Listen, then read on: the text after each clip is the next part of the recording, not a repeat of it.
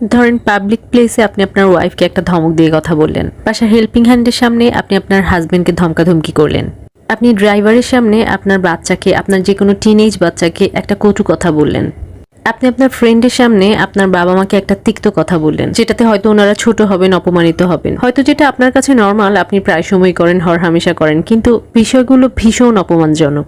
একটা মানুষকে সম্মান দিয়ে কিন্তু আপনি তাকে জয় করতে পারবেন। আবার দেখা যায় কি জানেন, সম্মান হানির কারণে পৃথিবীতে বহু সম্পর্ক চির ধরে নষ্ট হয়ে যায়।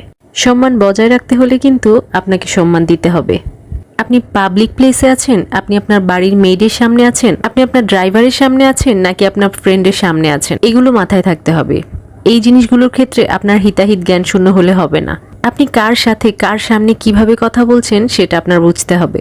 এই মিনিমাম সম্মানটুকু যদি আপনারা চর্চা করতে পারেন, এই মিনিমাম সম্মানটুকু যদি আপনারা মানুষকে দিতে পারেন, তাহলে দেখবেন জীবনে ভালোবাসার সাথে সাথে প্রচুর সম্মান পাবেন। কারণ সম্মান দেয়া ছাড়া কখনো সম্মান অর্জন করা সম্ভব হয় না। ভালো থাকবেন সবাই।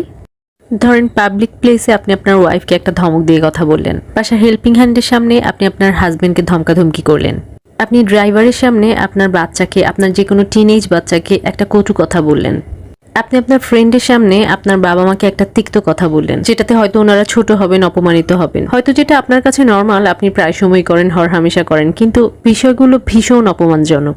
একটা মানুষকে সম্মান দিয়ে কিন্তু আপনি তাকে জয় করতে পারবেন।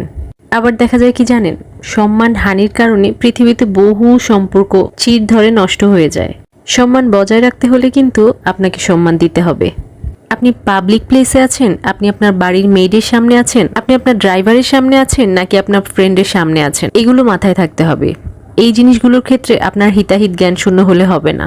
আপনি কার সাথে কার সামনে কিভাবে কথা বলছেন সেটা আপনার বুঝতে হবে। এই মিনিমাম সম্মানটুকু যদি আপনারা চর্চা করতে পারেন, এই মিনিমাম সম্মানটুকু যদি আপনারা মানুষকে দিতে পারেন, তাহলে দেখবেন জীবনে ভালোবাসার সাথে সাথে প্রচুর সম্মান পাবেন। কারণ সম্মান দেয়া ছাড়া কখনো সম্মান অর্জন করা সম্ভব হয় না। ভালো থাকবেন সবাই।